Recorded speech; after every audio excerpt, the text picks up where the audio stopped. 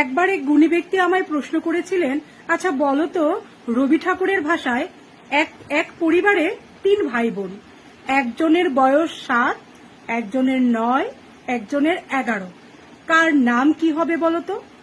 বলতে পারেন কি? অদ্ভুত প্রশ্ন না? চিন্তা করে দেখুন তো।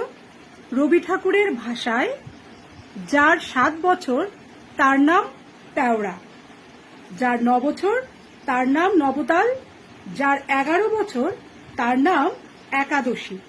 অর্থাৎ তিনি আমাকে গল্পের মাধ্যমে জানতে চেয়েছিলেন যে রাবীন্দ্রিক তাল কার মাত্রা কয়টি তা দিয়ে আমি নামটি জানি কিনা। আমার না ভীষণ ভালো লেগেছিল, এবং না বললেই নয়, তিনি ছিলেন একজন বিশিষ্ট নৃত্যশিল্পী আমাদের আগরতলার শ্রী উমাশঙ্কর স্যার। সত্যি দারুণ শিখেছিলাম ওনার কাছে।